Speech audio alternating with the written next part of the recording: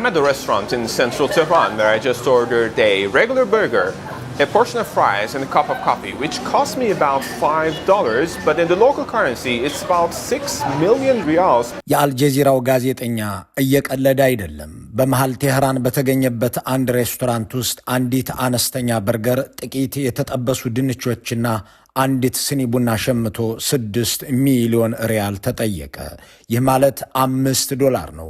በዚያች ምድር የሀገሪቱ ገንዘብ ሪያል ክፉኛ በመድቀቁ የዕለት ተዕለት ሸቀጦችን መግዛት የማይቻል ሆኗል። ጋዜጠኛው እዚያ ሄደው ለሥራ ነበርና የተጓዘበትን ፈጽሞ ወጥቷል። እሱ ኢራንን ለቆ በወጣ በጥቂት ሳምንታት ውስጥ ግን ለአንዲት ስኒ ቡና፣ ለጥቂት ድንቾችና ለአንዲት አነስተኛ በርገር 6 ሚሊዮን ሪያል አልከፍልም ያለ ዜጋ አደባባይ ወጥቷል። ከ180 በላይ ከተሞች፣ ከ31 በላይ ክልላዊ ግዛቶች ሚሊዮን ዜጎች መንግስት ወለድ የኑሮ ውድነት ጠበሰን ብለው ሰልፍ ወጡ። ወጥተውም አልተመለሱም። ኢራናውያን በአገራቸው ከአገራቸው በነዳጅና በመሰረታዊ ምግቦች ላይ ሲደረግ የነበረው ድጎማ ከተነሳ በኋላ የዋጋ ንረቱ ሕፃናትን ወተት፣ እናትን ዳቦ አሳጣ። እናም የኑሮ መወደድ የማጀትም የአንጀትም መሟጠጥ ነውና የፋርስ ሰዎች በመለኮት ስም ሊታለሉ አልወደዱም። በመለኮትም ሊያታልላቸው የፈለገውን መንግስት ለመጋፈጥ ወኔ አላጡም። እናም የአገራቸውን ከተሞች አጥለቅልቀዋል። የአገራቸውን ሰራዊት ፊት ለፊት ገጥመውታል። እንዳም ሆኖ የዚያች አገር ሰዎች ቁጣና የአደባባይ ሰልፍ ተራ የምግብና የኢኮኖሚ አጀንዳዎችን አንግቦ አልተወሰነም። ለአስርታት የተጫነባቸውን አገዛዝ ስረ መሰረት የሚገዳደር ቁም ነገርን ከፊት አስቀድሞ ተሰይሟል። ሴት፣ ሕይወት፣ ነጻነት ወይም በፋርስኛ ዛን፣ ዘንዴጊ፣ አዛዲ የተሰኙት የፖለቲካ መፈክሮች ከፊት ተሰልፈዋል። ከእያንዳንዱ ኢኮኖሚ ውስጥ ጥልቅ ፖለቲካ አለ እንዲል የፖለቲካ ኢኮኖሚ የዚያች ሀገር ሚሊዮኖች መብታቸውን ለማስመለስ ወደ ጎዳናዎቻቸው ሲወጡ እነዚህን የመጨቆኛ መሳሪያዎች ለመሟገትም ነው። የኢራን ዛኖች ሴትነት ይከበር ሲሉ በአገራቸው ያለውን ጥብቅ የሴቶች አለባበስና የግል ነጻነት ገደብ በመቃወም ነው። እናም የሲጃራ ፒፓቸውን ይዘው የተጣለባቸውን ገደብ ጥሰው የአያቶላሁን ፎቶ እያቃጠሉ የቴህራንን ሰማይ በጢስ ሸፍነውታል። ኢራኖች ዜንዴጊ ሲሉ በሃይማኖታዊ አክራሪነት የታጠረ ገደብ፣ በኢኮኖሚ ቀውስ የሚማቀቅ ኑሮ በቃን በማለት እንደ ፈቃዳችን ሕይወት ይኖረን ማለታቸው ነውና ይህንኑ እያስተጋቡ ነው። አዛዲ ሲሉም የዲሞክራሲ ናፍቆትና የጸረ አምባገነንነት ተቃውሞ ነው። በሩቅ ምስራቅ ኢራን ውስጥ ኑሮ ወለድ ተቃውሞ ወደ ፖለቲካዊ መብት ጥያቄ ተሸጋግሯል። ይህ በኢራን የታየው የህዝብ ቁጣ በሌሎች በአምባገነናዊ አገዛዝ ውስጥ ለወደቁ ዜጎች ሁሉ መማሪያ ሆኖ እየታየ ነው። በእርግጥም ጥያቄው የዳቦ ጥያቄ የሚሆንበትን ዕድሜ የጨረሰ ይመስላል። 3ኛ ሳምንቱንም እየጀመረ ነው። ታዋቂው የምጣኔ ሀብት ምሁር ዳሮን አሴሚዮግሉ ከባልደረባው ጋር ባስነበበው ዋይ ኔሽንስ ፌል መጽሐፍ እንደሚለው አንድ ሀገር ኢኮኖሚዋ የሚከዳት ፖለቲካዋ ሲከዳት ነውና በኢራን 31ዱም ግዛቶች የሚሰማው ጩኸት ህዝቡ በስርዓቱ ፖለቲካዊ ውሳኔዎች ላይ ያለውን እምነት ማጣቱን የሚያሳይ ነው ተብሎለታል። ይህ ከቀደሙት የኢራን አመጾች ሁሉ የባሰም የተለየም ነው። የአገዛዙ ነባር ደጋፊዎች ሳይቀር የእስላማዊ መንግስቱ ማህበራዊ መሰረቶችን ጭምር በቃን ያሉበት ነው። ይህ እንግዳ ክስተት የኢራንን ህዝብ ያለ ልዩነት በአንድነት ያሰለፈ ነውም ተብሏል። ገዢዎች የሚጓደል አስቤዛም ሆነ የሚገደል ዜጋ ማያጡምና አታስቸግሩን ባለ ህዝባቸው ላይ አከታትለው እየተኮሱ እስር ቤቶቻቸውን እየሞሉ ናቸው። የቴህራን ሆስፒታሎች በቁስለኞች ተሞልተን ከአቅማችን በላይ ሆኗል ማለታቸው ተዘግቧል። የኢራን መንግስት ሹማምንት ከእስራኤል የሚሳኤል ጥቃቶች የተራረፉ አዛውንቶች በአገሬው ህዝብ ጥያቄዎች ላይ የማሳበቢያ ምክንያቶችንና የሚተኮሱ ጥይቶችን እያፈራረቁ ናቸው። ተራብን ያለውን ህዝብ $1 በ1.4 ሚሊዮን ዶላር ለመግዛት የተገደደን ዜጋ ጥያቄው ያንተ ሳይሆን የአሜሪካ ነው እያሉት ነው። አሜሪካም ስሟ ተነስቶ ዝም አላለችም። ዶናልድ ትራምፕ ባለፈው የፈረንጆቹ ዓመት የኒውክለር ሰፈሯን ያወዳደሙባትን ኢራንን ይህንን ህዝባዊ ቁጣ ተከትሎ በምትወስደው እርምጃ ላይ የተመሰረተ ወታደራዊ ቅጣት እንደሚወስዱባት ዝተዋል። እዚህ ጋር ጥቂት ጥያቄዎች። በእርግጥ ፕሬዚዳንት ትራምፕ እንዳሉት በቬንዙዌላ ያደረጉትን በኢራንም ይደግሙታሉ? በእርግጥ ግን ምዕራባውያን አሁን ያለውን የኢራን መንግስት እንዲፈርስና እንዲገረሰስ ፍላጎታቸው ነው ወይ? እነዚያ ሊቢያን ያፈረሱ ኢራቅን ያንኮታኮቱ ምዕራባውያን በኢራን ላይ የማስታገስ እርምጃ ብቻ ወስደው የሚቆጠቡበት ምክንያት ምንድን ነው? በዋሽንግተን የሚኖረው የኢራን የቀድሞ መንግስት ንጉሳዊ አገዛዝ አባል የሆነውና በኢራን የጎዳና ላይ ሰልፈኞች ዘንድ ቅቡል እንደሆነ የሚነገርለት ረዛ ፓህላቪ ከዶናልድ ትራምፕ አስተዳደር ጋር ልብ ለልብ ነው ሲባል ምን ማለት ነው? እስራኤሎችስ እባብ ራስ የሚሏትን ኢራንን እንዴት እየተመለከቷት ነው? በእርግጥ ይህ ከ2022ቱም የላቀ የተቃውሞ ድምፅ ነው የተባለለት ነባሮቹን የስርዓቱን አውታሮች የተገዳደረው የተቃውሞ ህብረት የዚያ ኋላ ቀር አገዛዝ መቋጫ ነው ወይ? በአጭር አገላለጽ ይህ የኢራን ከተሞችን ያጥለቀለቀ ህዝብ የአያቶላህን መንግስት ይገረስሰዋልን? እነዚህን ጥያቄዎች ያነሱ ሰዎች ጠለቅ ያሉ ማብራሪያዎችን ያቀርባሉ። ሄድ መለስ ብለን እንመልከታቸው። A nationwide communication shutdown's been in place since Thursday. ፋርሶችን ከእሳቶች ፊት ያቆማቸው ሀያላንንም እንዲጋፈጡ ያደረጋቸው የወዲያው ምክንያት ኢኮኖሚያዊ ቢሆንም መሰረቱ ግን የተጠራቀመ ጭቆና ነው። በእርግጥ ከእያንዳንዱ ኢኮኖሚ በስተጀርባ ጥልቅ ፖለቲካ አለ እንደሚባለው ሁሉ ቴህራን ዛሬ የምትከፍለው ዋጋ የዓመታት የተሳሳተ የፖለቲካ ስሌት ውጤት ነው። ኋላ ቀር ፖለቲካና የተንጋደደ ዲፕሎማሲ ያላት ቴህራን የረባ ወዳጅ ሳይኖራት የአገሪቱን ግብር ከፋዮች ገንዘብ የኢራንን ነዳጅ ለውክልና ጦርነት ማስፈጸሚያ በሊባኖስም በየመንም በሶሪያና በኢራቅም በተነችው። ከዓለም መንግስታት ጋር በመግባባትና በመደራደር መኖር የሚያስችላትን ጥበብ በግትርና ኋላ ቀር የፖለቲካ መሪዎቿ ጠረቀመችው። እናም በሁለቱም ጸባዮቿ ማዕቀብ የሚፈራረቅባት ሆነች።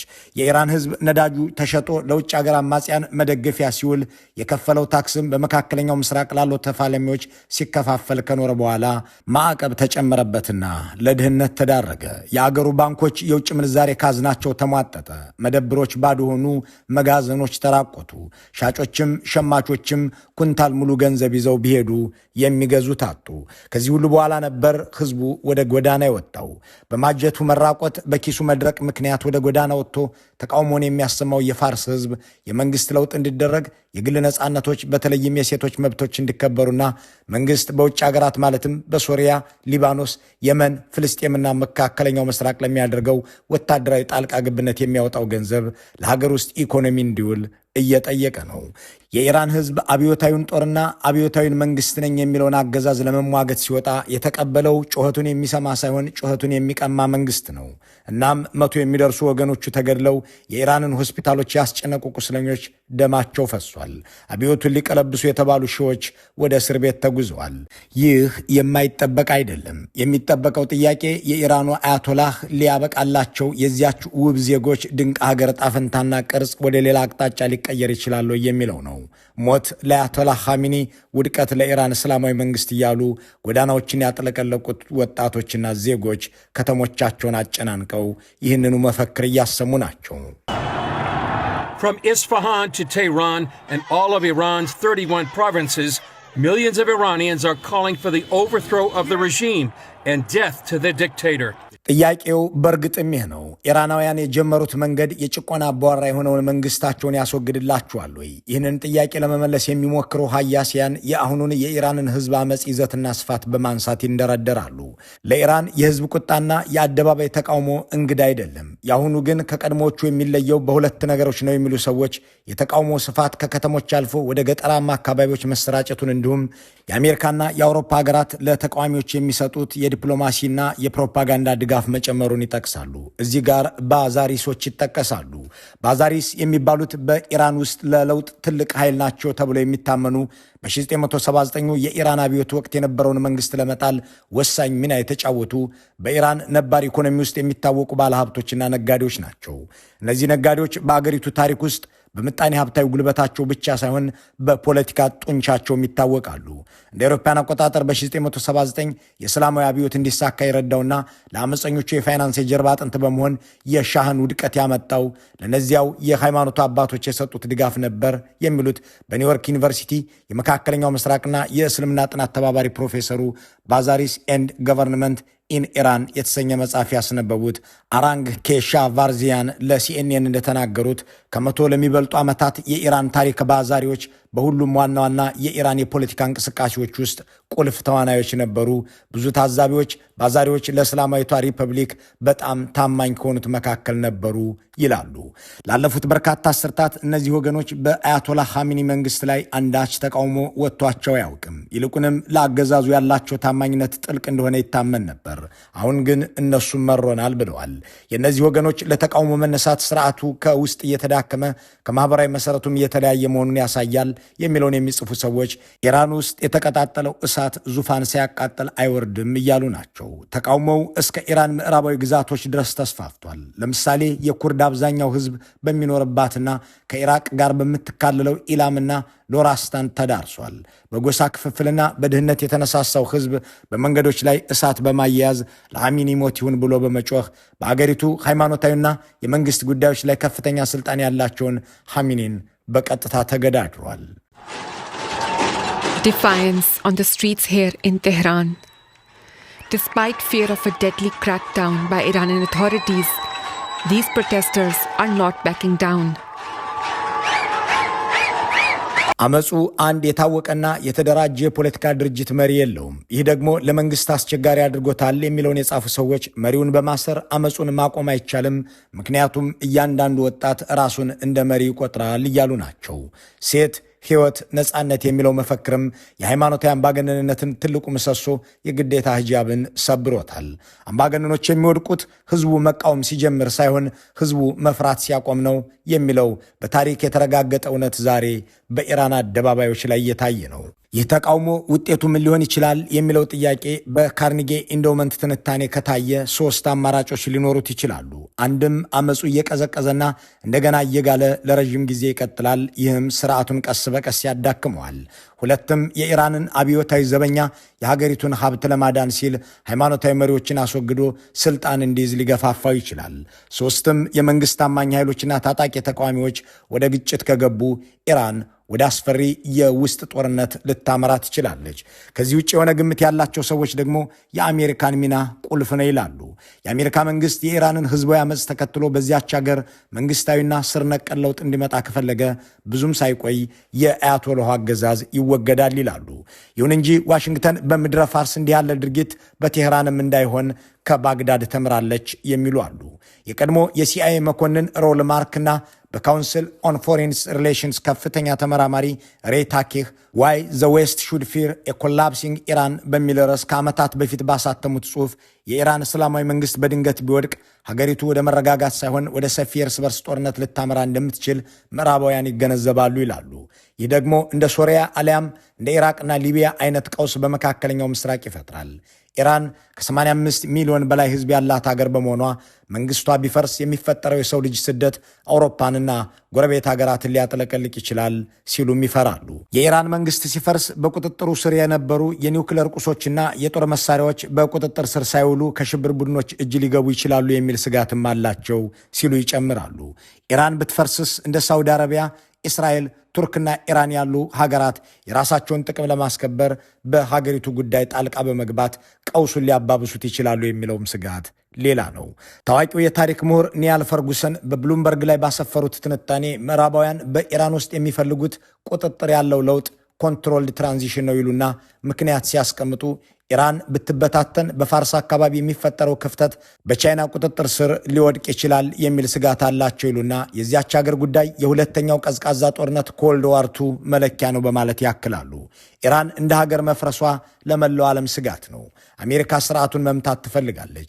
ነገር ግን 85 ሚሊዮን ህዝብ ያላት ሀገር ትርምስ ውስጥ ገብታ የዓለምን ነዳጅ ማስተላለፊያ የሆርሙዝ ወሽመጥን ብትዘጋው የዓለም ኢኮኖሚ ወገቡ ይሰበራል እያሉ ያብራሩታል።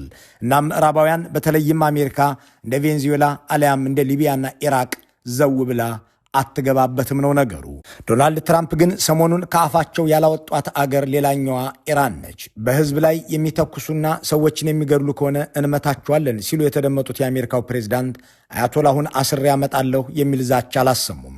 በማህበራዊ ሚዲያዎችም ኢራን ከመቼውም ጊዜ በላይ ነጻነትን ተጠምታለች፣ እናም ከዚያች ሀገር ህዝቦች ጎን እንቆማለን ብለዋል። እንደ ቬንዙዌላ አድርግልን እያሉ ለጠየቋቸው አክራሪ ነጮችም እንመታታለን ግን እግረኛ ሰራዊት አናስገባም ሲሉ መልሰዋል። How long do you think the Ayatollah will be in power after what we've seen play out on the ground there? When is the US going to get involved now that reports of protesters being killed on the ground? So Iran's in big trouble? ኢራን በትልቅ መናወጽ ውስጥ ነች። ህዝቡ የተወሰኑ ከተሞችን እየተቆጣጠረ ነው። ይህንን ከጥቂት ሳምንታት በፊት የገመተ ይህ ይሆናል ብሎ ያሰበ ማን አለ? ሁኔታውን በጥንቃቄ እየተከታተልን ነው። ቀደም ሲል ባወጣሁት ጠንካራ መግለጫ ህዝብ መግደል ከጀመሩ ጣልቃ እንገባለን ብያለሁ። ክፉኛ እንመታቸዋለን። በጣም የሚያመምት። ይህ ማለት ግን እግረኛ ሰራዊት እናሰማራለን ማለት አይደለም። And that doesn't mean boots on the ground. ከ6 ወራት በፊት የኢራንን የኒውክሌር መሰረተ ልማቶች ከእስራኤል ጋር ተባብረው ያወደሙት ፕሬዚዳንት ትራምፕ በዚህ ንግግራቸው የጠቆሙት አሁንም የአየር ድብደባን ይመስላል። እንዲህ ያለውን ሁኔታ ያስተዋለችው የምትመስለው ታዋቂዋ ኢራን አሜሪካዊት ተንታኝ ሆሊ ዳግሬስ በኒውዮርክ ታይምስ ላይ ኢራን ኢዝ ቲተሪንግ ዘ ዌስት ኢዝ ኖት ፕሪፔርድ ስትል ባስነበበችው ጽሑፏ ምዕራቡ ዓለምም ልክ እንደ ኢራን መንግስት የኢራን ህዝብ አመፅ እንግዳ ሆኖበታል፣ አንዳች ዝግጅት የለውም ትላለች። ይህንኑ የሚደግፉ ሌሎች ጸሐፊዎችም ከአሜሪካ መዝገበ ቃል የማትወጣው እስራኤልም በኢራን አሁናዊ ቀውስ ውስጥ አንዳች ሚና ይኖራታል ተብሎ አይጠበቅም ሲሉ ይገምታሉ። እንዳም ሆኖ ረዛ ፓህላቪ ለአሜሪካ አስተዳደር ለሰላማዊ ስርዓት አስተማማኝ አማራጭ ሆኖ የተቀመጠ ነው ይላሉ። በአሁኑ ወቅት በአሜሪካ ሜሪላንድ የሚገኝና በኢራን ፖለቲካ ውስጥ ትልቅ ስፍራ ያለው ራዛ ፓህላቪ በ1979 በእስላማዊ አብዮት ከስልጣን የወረዱትና በስደት ዓለም የሞቱት የኢራን የመጨረሻው ንጉሥ ሻህ መሐመድ ረዛ ፓህላቪ የበኩር ልጅ ነው። ፓህላቪ ራሱን እንደ ንጉሥ ሳይሆን እንደ ዲሞክራሲያዊ ለውጥ አራማጅና የኢራን ተቃዋሚ ኃይሎች አስተባባሪ አድርጎ ያቀርባል። ሰሞኑን እየተካሄደ ባለው አመፅም ላይ የዚህ ሰው ወደ ስልጣን መመለስ ሲጠየቅ ተሰምቷል። ንጉሥ ሆይ ተመለስ፣ ፓህላቪ ይመለሳል ከመፈክሮቹ መካከል የሚጠቀሱ ናቸው። የእሱ ንግግሮችን የያዙ መፈክሮችም ተስተጋብተዋል። ረዛ ፓህላቪ ሐሙስና አርብ ምሽት ኢራናውያንን ወደ ጎዳና እንዲወጡ ጥሪ ማድረጉን ተከትሎ ተቃውሞ ተባብሷል። ይህም ጥሪ በአክቲቪስቶች በታዋቂ ሰዎችና በሌሎች ኢራናውያን ዘንድ ተስተጋብቷል። እናም ይህ በኢራን ተቃዋሚዎች ዘንድ ተደማጭ የሆነ ሰው የአሜሪካ ተመራጭም ሊሆን ይችላል የሚሉ አሉ። ረዛ ፓህላቪ ከአሜሪካ መንግስት ጋር ያለው ግንኙነት እንደየወቅቱ አስተዳደሮች ቢለዋወጥም አሁን ባለው የፕሬዚዳንት ዶናልድ ትራምፕ አስተዳደር ዘንድ ከፍተኛ ተቀባይነትና ድጋፍ እንዳለው ይነገርለታል። ይሁን እንጂ ሁሉም የኢራን ተቃዋሚዎች ማለትም የግራ ዘመም ኃይሎችና የብሔረሰብ ተሟጋቾች ፓህላቪን እንደ ብቸኛ መሪ ይቀበሉታል ማለት አይደለም። የሆነው ሆኖ ከአፎቱ የተመዘዘው የኢራን ህዝብ ዳቦ ዳቦ እያለ ወጥቶ ስልጣን ሳትለቁ አንወርድም ብሎ ጎዳና ላይ ከተሰየመ 3ኛ ሳምንቱን እየጀመረ ነው። የገዢዎች ጉልበት ሲዝል የተጎጂዎች ብሶት ያይላልና በኢራን ይሄው ሆኗል። እንዲህ ያሉ ዜናዎች እንዳይሰራጩባቸው ነቅተው የሚጠብቁት ብልጽግናዎች ከአዲስ አበባ እነ ኢቲቪና ፋና፣ ኤንቢሲና ሌሎች ስለ ኢራን ህዝባዊ አመፅ እንዲዘግቡ አይፈቅዱላቸውም። እናም ስለ የመን ጦርነት እንጂ ስለ ኢራን ሰላማዊ ተቃውሞ አይዘግቡም። ስለ ትራምፕ የቬንዙዌላ ወረራ እንጂ ከኢራናውያን ባልተናነሰ በኑሮ ውድነት ስለሚቀጡት ኢትዮጵያውያን አይዘግቡም። መልካሙን ሁሉ በመመኘት በዚሁ እንሰናበታለን።